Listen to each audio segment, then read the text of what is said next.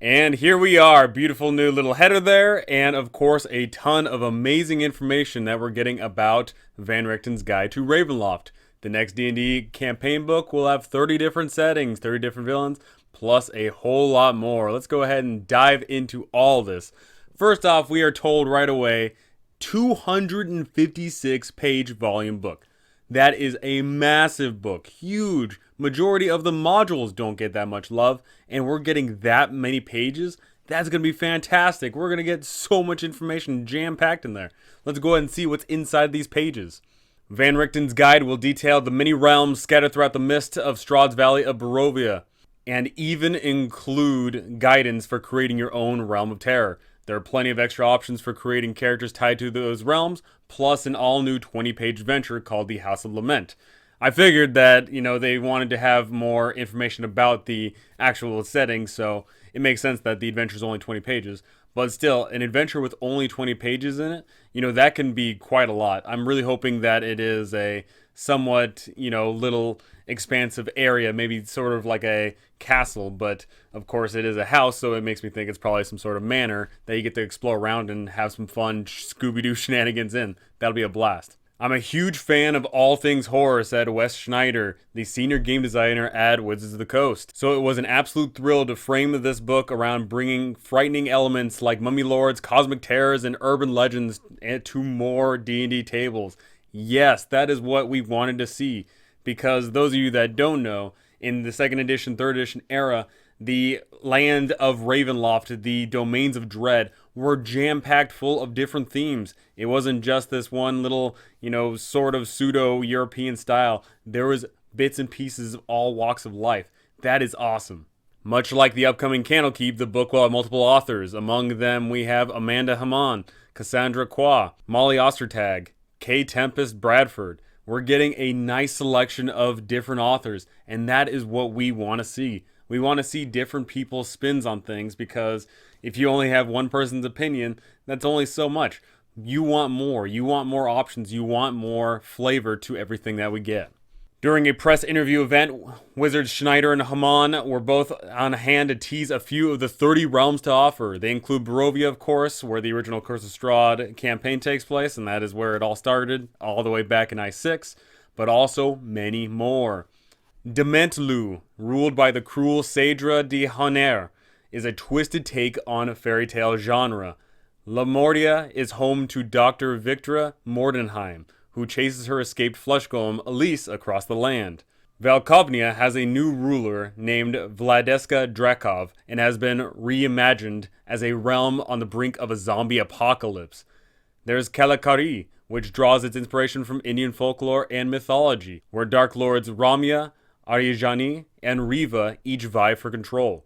The last realm teased is called Velashan, where a Dark Lord, Chakuna, relentlessly hunts down player characters for sport. So much flavor, just jam-packed.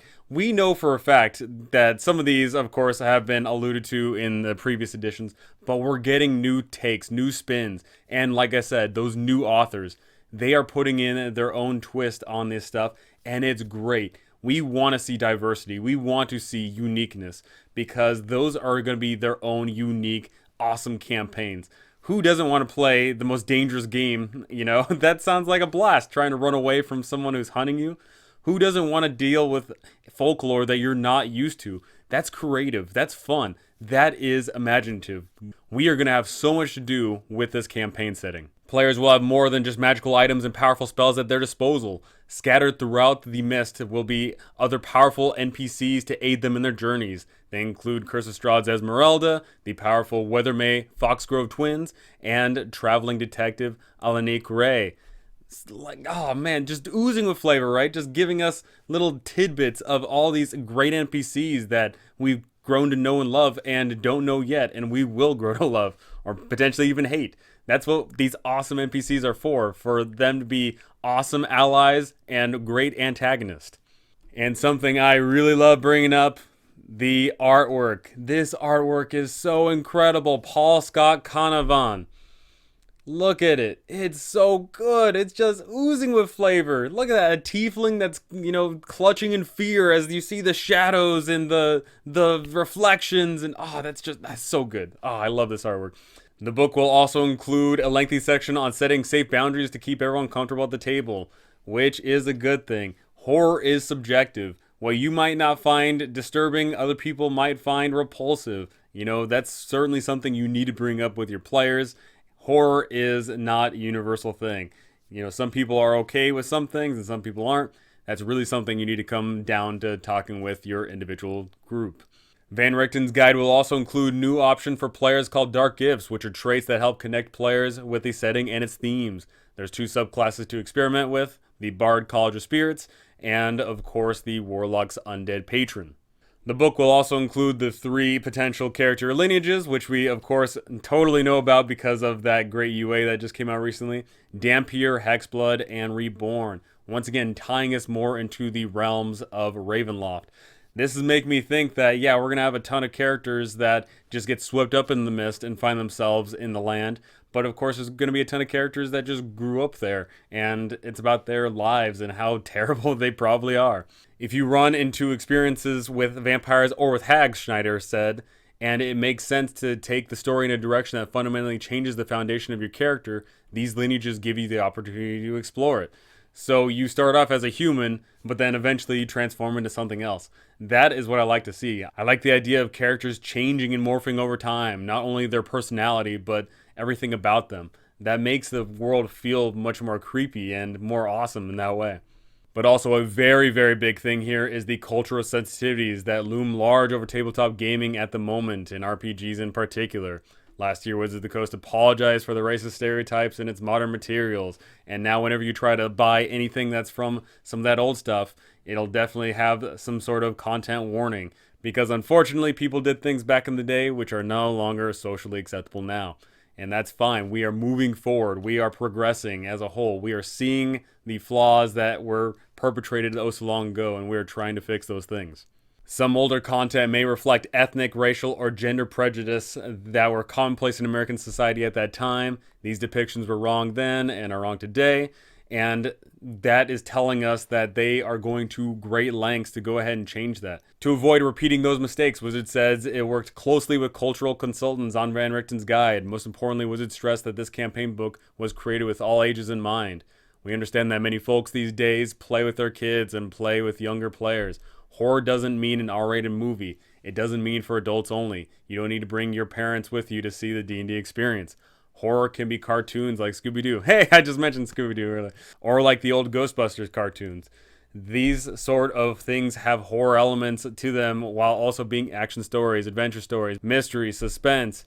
It doesn't need to be all gory and visceral. I wholeheartedly agree. I think gore just gets boring real quick. You need to have different elements. You need to flavor up some things more, some things less. And most important of all, it truly does depend on the group of players that you have.